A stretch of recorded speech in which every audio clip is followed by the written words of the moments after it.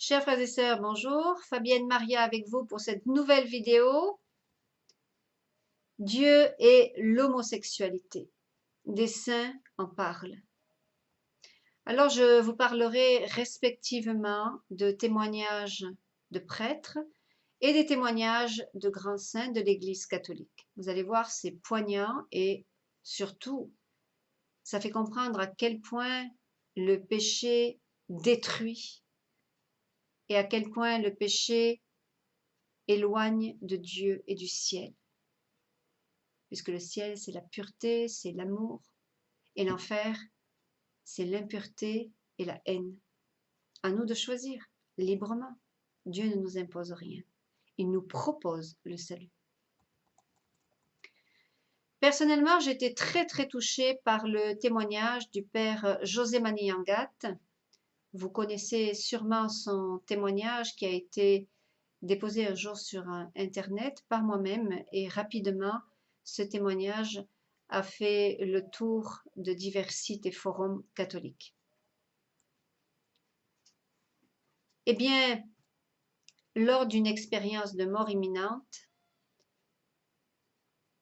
le père a été amené par son ange visiter l'enfer. Et le père nous dit que le péché d'homosexualité avait condamné à l'enfer les âmes qui vivaient l'acte sexuel sans repentir. Dans son témoignage, il y a une espérance. Moi, j'ai pas mal d'amis qui sont dans l'homosexualité. Ce sont des gens que j'ai connus quand j'étais jeune. Nous allions ensemble dans les boîtes de nuit homosexuelles. Imaginez un petit peu la vie que j'ai menée avant de rencontrer Jésus à l'âge de 32 ans et demi. Maintenant, je vais sur les 60. Dans quelques mois, j'aurai 58 ans. Donc, j'ai fait un petit peu de chemin. J'ai cheminé avec la parole de Dieu. Mais dans ma jeunesse, j'étais dans une débauche complète. Et donc, moi, ce que je souhaite et ce que j'espère, c'est que toutes les personnes que j'ai connues qui sont dans l'homosexualité pourront comprendre l'amour de Dieu, la pureté de Dieu et la nécessité de la pureté pour aller au ciel. Donc, dans le témoignage du père José Maniangat, il y a une espérance. En ce sens que les homosexuels qui se sont repentis, qui ont arrêté de pécher, arrêté de commettre le péché sexuel, et ceux qui sont allés aussi se confesser de leur péché à un prêtre, eh bien, cette espérance, c'est qu'ils pouvaient être sauvés par le repentir, par la confession, et par une purification et une réparation faite dans la chasteté, soit sur terre, ou une réparation faite dans le feu du purgatoire. Le feu au purgatoire brûle toute impureté, tout ce qui a blessé l'âme et qui n'est pas de Dieu. Et après cette purification au purgatoire, eh bien, le ciel s'ouvrira pour tous les homosexuels qui se sont repentis. Et là, ils seront sûrement avec leurs familles, leurs amis et toute la cour céleste pour l'éternité. Donc il y a une espérance pour ceux qui ont péché, qui ont été de grands pécheurs comme moi, et qui veulent devenir de grands saints. J'ai beaucoup de personnes qui sont homosexuelles qui m'appellent et on chemine spirituellement pour essayer d'avancer ensemble avec la parole de Dieu. Et beaucoup disent qu'ils ne veulent pas connaître les tortures de l'enfer et qu'ils veulent se repentir. Mais moi je leur dis, mais on ne se repent pas que par peur de l'enfer. On se repent parce que on prend conscience que Dieu nous aime et qu'on veut être unis avec lui au ciel. Parce qu'on aime notre Papa du ciel. Et notre Papa du ciel qui est pur veut qu'on soit pur. Dieu a créé notre âme. Normalement, après notre naissance, eh bien, il y a le baptême. Eh bien, au jour du jugement particulier de chaque âme, Dieu exige que l'âme soit pure, aussi pure qu'après le baptême. Et en plus, il faut lui rendre notre âme je dirais avec des mains spirituelles qui sont remplies d'actes de miséricorde, de charité. Si on arrive les mains vides devant Dieu, qu'est-ce qu'on aura à lui présenter? Et même si vous vous présentez devant Dieu avec les mains pleines d'actes d'amour, de charité, de miséricorde, sachez, frères et sœurs, que le bien qui a été fait, c'est Dieu qui l'a fait en vous. Donc il faut rester humble.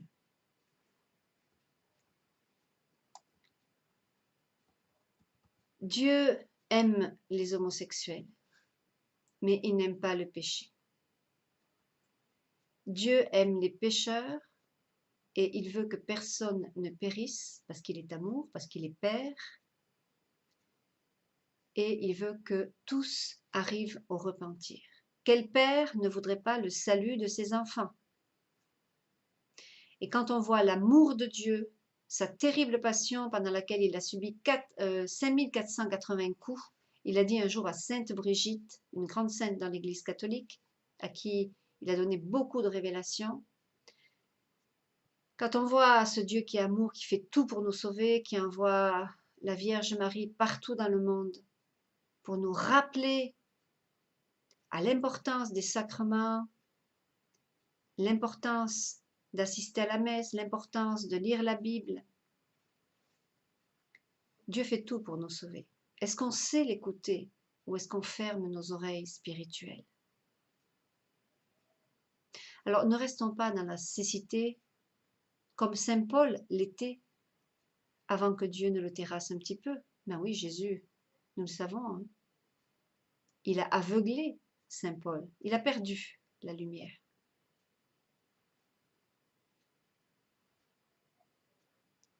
Donc, il est devenu aveugle. Et Dieu a permis cette cécité pour que pendant ce temps,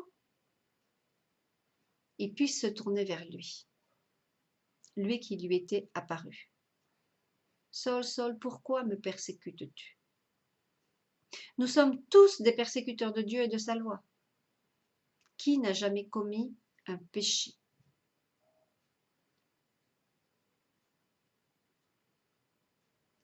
Et nous savons que Paul a retrouvé la vue parce que Dieu l'a voulu et qu'il lui a envoyé son prophète pour prier pour lui. Une fois qu'il a retrouvé la vue, de persécuteur, il est devenu un grand apôtre et un saint. Il y a des homosexuels qui se repentent et qui prêchent aux autres la nécessité du repentir, la guérison intérieure. Donc c'est important de se tourner vers la lumière, vers la pureté.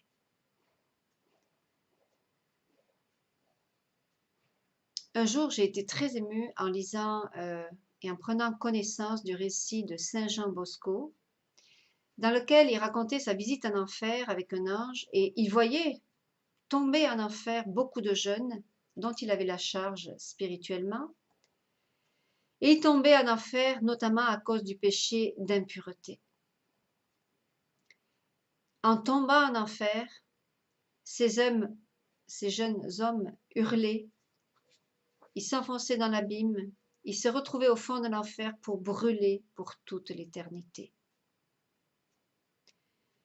Les péchés qui les avaient condamnés étaient la luxure. On peut comprendre dans la luxure les péchés de masturbation, fellation, cunnilingus, les relations sexuelles hors mariage à l'église, l'homosexualité. Tout ça, ce sont des péchés capitaux, la luxure. Et avant de quitter l'enfer, eh bien, l'ange qui avait amené Saint Jean Bosco a permis que Saint Jean Bosco se brûle la main après avoir effleuré une muraille. Et l'ange lui a dit, sache que 1000 autres murailles la séparent encore du lieu où brûle vraiment l'enfer. Et quand Saint Jean Bosco est revenu à ses sens, quand il s'est retrouvé dans son lit, puisque son âme avait quitté son corps pour aller sur le plan invisible, donc dans le non-espace et le non-temps, et quand il est revenu à ses sens, eh bien, figurez-vous que sa main était toute gonflée et ensuite sa peau est tombée comme si elle avait été, si elle avait vraiment, réellement subi une forte brûlure. Et il était loin de du vrai lieu où brûle l'enfer, où brûlent les âmes en enfer. Je ne vous dis pas combien il a dû multiplier ses sacrifices, ses mortifications et ses prêches pour le salut des jeunes dont il avait la charge devant Dieu et dont il a dû répondre au jour du jugement. Il y a aussi Sainte Faustine Kowalska qui a reçu les révélations de Jésus miséricordieux et ça l'imprimatur de l'Église catholique. Elle a été amenée en enfer par son ange. Elle y a vu des gouffres de torture et quand elle est revenue à ses sens, elle dit qu'elle ne pouvait pas s'apaiser de ce que les pécheurs souffrent si terriblement. C'est pourquoi elle nous disait que sans cesse, elle implorait la miséricorde de Dieu sur eux. Frères et sœurs, vous savez que la luxure, eh bien, c'est le plaisir sexuel qui est recherché pour soi-même de façon immédiate. Son démon est Asmodée, et c'est Asmodée qui possède les âmes qui vivent du plaisir sexuel. Et malheureusement, c'est pour beaucoup, beaucoup de monde dans cette génération. Et si je parle de cela, c'est parce que j'aime les âmes, j'aime les homosexuels, j'aime tous ceux qui vivent dans des péchés tels que la fornication, le concubinage, ceux qui sont pacsés, tous ceux qui sont divorcés et remariés, qui ne vivent pas en frères et sœurs, tous ceux qui sont mariés qu'à la mairie, tout ça c'est le péché de fornication. Eh bien, comme je les aime, je veux à tout prix qu'ils soient sauvés, qu'ils évitent ces tortures éternelles de l'enfer. Vous connaissez peut-être la grande sainte Françoise Romaine. Eh bien, un jour, c'est l'archange Saint Raphaël qui vient la prendre et qui la conduisit à la vision de l'enfer. Eh bien, de cet abîme qu'elle voyait sortaient des cris affreux et des exhalations insupportables. Alors, sainte Françoise Romaine fut saisie d'une horreur extrême. Elle entendit dans cet abîme un bruit effroyable. C'était des cris, des hurlements, des blasphèmes, des lamentations déchirantes. Et tout cela mêlé à une chaleur étouffante, à une odeur insoutenable, qui lui faisait un tel mal qu'elle crut que sa vie allait s'anéantir. Alors elle nous parle des supplices de ceux qui outragèrent la nature par leurs impuretés. Elle nous dit qu'elle aperçut dans la partie la plus basse et la plus horrible de l'enfer des hommes et des femmes qui enduraient des tortures effroyables. Les démons qui leur servaient de bourreaux les faisaient asseoir sur des barres de fer rougies au feu, qui pénétraient le corps dans toute sa longueur et sortaient par le sommet de la tête. Et pendant que l'un d'entre eux retirait cette barre et la renfonçait de nouveau, les autres, avec des tenailles ardentes, leur déchiraient les chairs depuis la tête jusqu'aux pieds. Or, ces tourments étaient continuels, et cela sans exclusion des peines générales, je veux dire du feu, du froid glacial, des épaisses ténèbres, des blasphèmes et des grincements de dents. Le Seigneur nous le dit dans l'Évangile. Il y aura des pleurs et des grincements de dents. Il faut lire et relire l'Évangile. Jésus nous a dit dans l'Évangile qu'il y en a qui se sont fait eunuques pour le royaume des cieux. Comprenne qui pourra. Sainte Françoise romaine vit aussi les tourments des luxurieux. Donc la luxure, c'est le péché de masturbation, fellation, homosexualité, cunnilingus. Eh bien, ces personnes-là, une fois que l'âme a quitté leur corps, après leur jugement, le jugement en particulier dont parle le catéchisme de l'Église catholique, eh bien, ils étaient liés à des poteaux de fer embrasés. Et les bourreaux, avec leurs langues ardentes, léchaient toutes les parties de leur corps, ce qui les faisait souffrir horriblement. D'autres démons, avec des tenailles, déchiraient leur chair par lambeaux, en punition de la bonne chair qu'ils faisaient dans le monde, ce qui servait à alimenter toujours davantage leur funeste passion. Sous le poteau étaient des grilles ardents et armés de pointes de fer, auprès desquelles étaient couchés d'horribles serpents. Les démons, attirant brusquement leurs victimes, les faisaient tomber à la renverse sur ces lits affreux, et les serpents, se jetant sur eux, les mordaient avec une rage inconcevable. Oui, frères et sœurs, comme il est triste d'entendre la dureté de certaines révélations des saints. Mais tous les saints qui ont visité l'enfer disent les mêmes choses. L'enfer, c'est une réalité. Dieu est amour et miséricorde. La miséricorde, bien sûr, c'est son plus grand attribut. Mais la justice est à égalité avec la miséricorde quand on ne se repent pas. La justice de Dieu, c'est l'enfer. C'est la vengeance de Dieu pour le pécheur qui n'a pas voulu se tourner vers la lumière.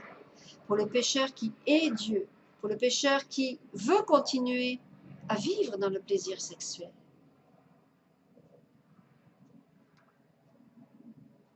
Et malheureusement, eh bien, c'est dans ces lieux de torture que finiront tous ceux qui refusent d'arrêter de pécher.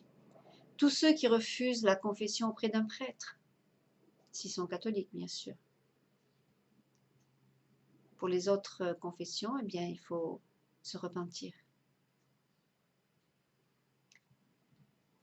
Je vous invite d'ailleurs à écouter avec moi et à ouvrir votre Bible et écouter ce que la parole de Dieu nous enseigne au sujet de l'homosexualité. Alors, que dit l'Ancien Testament?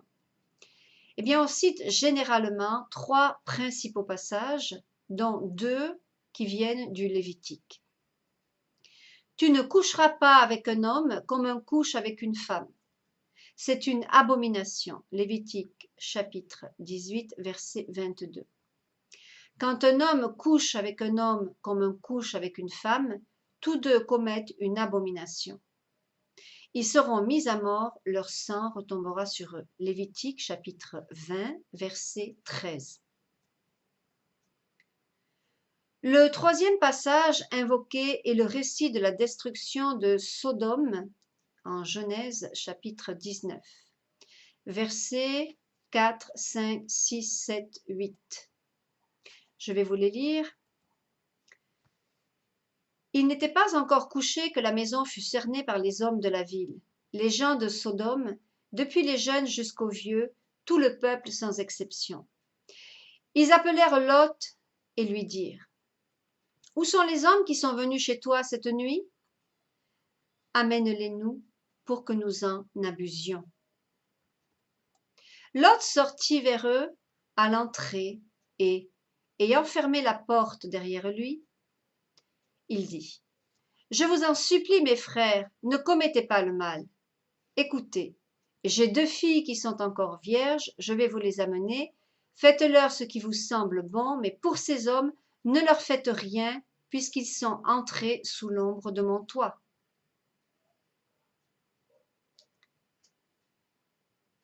Et puis nous avons dans le Nouveau Testament le grand apôtre Saint Paul, dans 1 Corinthiens chapitre 6, verset 9 et respectivement 1 Timothée chapitre 1, verset 10. Et puis je vous lirai aussi en Romains chapitre 1, verset 18, 26 à 27. Alors, 1 Corinthiens 6, 9, ne vous y trompez pas. Ni impudiques, ni idolâtres, ni adultères, ni dépravés, ni gens de mœurs infâmes n'hériteront du royaume de Dieu. 1 Timothée 1,10. La loi n'a pas été instituée pour le juste, mais pour les impudiques, les homosexuels, les trafiquants d'hommes, les menteurs, les parjures, et pour tout ce qui s'oppose à la saine doctrine. Romains 1, 18, 26, 27. La colère de Dieu se révèle du haut du ciel contre toute impiété et contre toute injustice des hommes qui, par leur injustice, font obstacle à la vérité. C'est pourquoi Dieu les a livrés à des passions déshonorantes. Chez eux, les femmes ont échangé les rapports naturels pour des rapports contre nature. De même, les hommes ont abandonné les rapports naturels avec les femmes pour brûler de désir les uns pour les autres. Les hommes font avec les hommes des choses infâmes et ils reçoivent en retour dans leur propre personne le salaire dû à leur égarement. Frères et sœurs, la Sainte Église catholique nous dit que chaque être humain a la même identité fondamentale en tant qu'enfant de Dieu. Les personnes homosexuelles doivent être accueillies avec respect, toujours respect puisque nous sommes tous pécheurs, et ne pas faire l'objet de discriminations injustes. Ce que je vous disais, moi j'aime mes frères et sœurs qui sont dans l'homosexualité. Et quand on aime, on dit la vérité pour que la personne ait la lumière. L'Église dit aussi que l'orientation homosexuelle n'est pas un choix, mais les personnes homosexuelles sont responsables de leurs actes. Si moi demain je vais commettre un péché mortel, je suis responsable de mon acte. Les actes homosexuels sont intrinsèquement mauvais sur le plan moral. Ils constituent une dépravation grave, nous dit l'Église, contraire à la loi naturelle et ne peuvent être approuvés en aucun cas. Et enfin, l'orientation homosexuelle elle-même est objectivement désordonnée.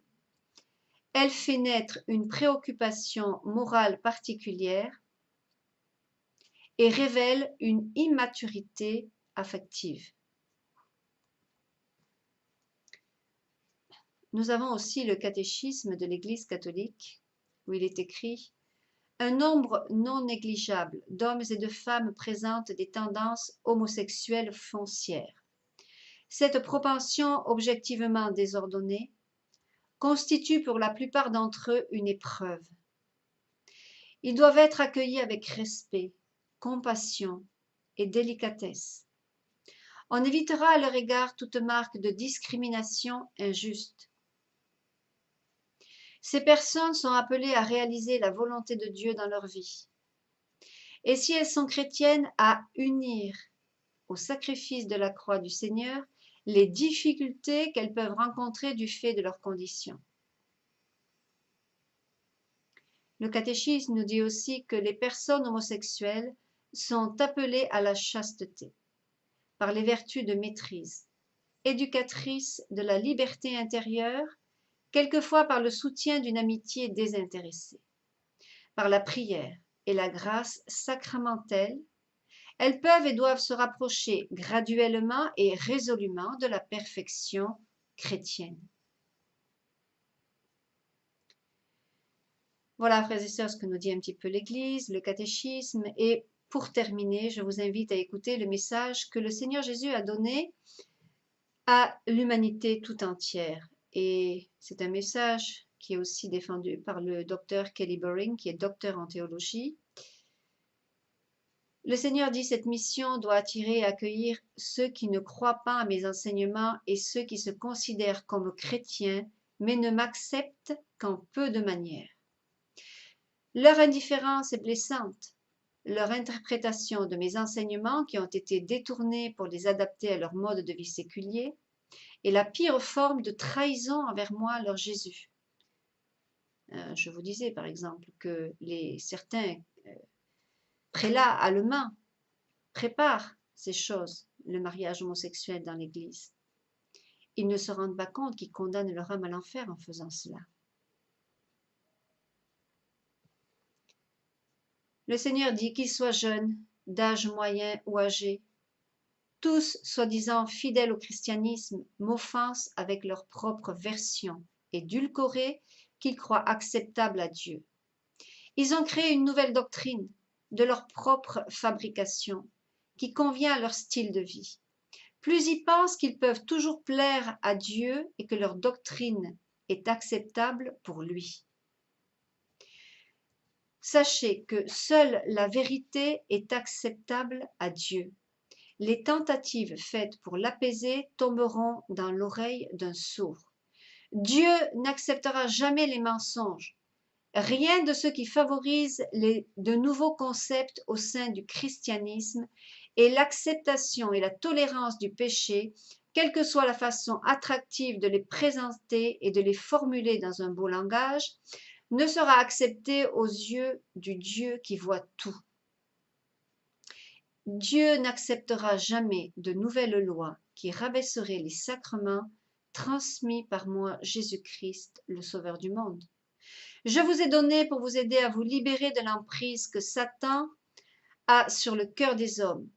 J'ai donné ma vie volontairement pour vous sauver et vous libérer des chaînes auxquelles vous étiez enchaînés par Satan et les feux de l'enfer. Cela signifiait que l'enfer n'avait plus de pouvoir sur vous, puisque vous aviez reçu la liberté de choisir entre la vie dans mon royaume et la mort dans l'abîme de l'enfer. Mais que font les hommes dans le monde d'aujourd'hui pour me remercier pour ce don extraordinaire? Ils essaient de justifier le péché à mes yeux. Ils me présentent des péchés offensants et me supplient d'accepter des mensonges et des contre-vérités. Pire encore, ils veulent adapter mes saints sacrements de plusieurs manières afin que cela corresponde à leurs besoins et ils me présentent une abomination. J'ai même entendu de la bouche d'un cardinal qui disait qu'il était prêt à faire des rituels, non des mariages, mais des rituels pour marier les homosexuels dans l'Église. Voilà ce que dénonce le Seigneur dans ce message. Le Seigneur dit, le mariage n'est pas acceptable devant mon autel s'il a lieu entre deux personnes de même sexe. Pourtant, ils le font et m'insultent. Ils me demandent d'accepter le péché en justifiant leurs offenses contre les commandements de mon Père. Ils essaient de se convaincre eux-mêmes que cela est acceptable devant Dieu, alors que cela ne pourra jamais l'être. Toutes les lois de Dieu sont faites dans le ciel. Un péché est un péché aux yeux de Dieu et ne pourra jamais être justifié par l'interprétation humaine. C'est l'état d'esprit versé d'illusions de ces militants chrétiens modernistes qui s'efforcent à tout moment de modifier et d'adapter les enseignements du christianisme, ce qui porte préjudice à mon Église. Cela cause une terrible confusion. Ils tournent Dieu et ma mort sur la croix en dérision. C'est comme cela que les chrétiens retournent vers le paganisme, et ce changement peut être rapide. Les faux dieux, les faux temples, les fausses religions ont tous un point commun. Leurs partisans honorent un Dieu qui est créé par la main de l'homme. De telles religions sont insultantes pour Dieu.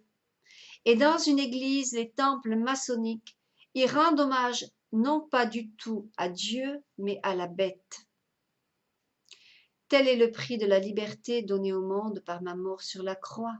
C'est pour cela que le monde a besoin d'accepter la vérité pour ne pas tomber dans le piège de la supercherie qui sera plantée parmi vous par la bête au fil du temps, votre Jésus. Et oui, Jésus par là vient de nous annoncer que ces choses seront permises dans la nouvelle religion mondiale quand l'Antéchrist sera là. Et si vous êtes moderniste, que vous ne gardez pas le vrai magistère de l'Église catholique, eh bien, vous serez engloutis dans l'enfer avec la bête et le faux prophète. L'Apocalypse, le livre de l'Apocalypse nous le dit. Donc, je vous invite à réfléchir, à méditer la parole de Dieu, à vous tourner sincèrement vers la lumière. Dieu est lumière. Bien sûr, vous avez votre liberté. Dieu la respecte infiniment parce qu'il est amour et que l'amour respecte la liberté et le don du libre arbitre, quelque chose auquel Dieu tient. Dieu ne peut pas forcer à l'aimer, il ne peut pas forcer à aimer la pureté. Il propose. Mais n'oubliez pas, frères et sœurs, de lire l'Évangile chaque jour. Lisez et relisez Matthieu chapitre 19, verset 12. Il y a des eunuques qui se sont eux-mêmes rendus tels à cause du royaume des cieux. Qui peut comprendre qu'ils comprennent? Loué soit Jésus. Amen. Soyez bénis.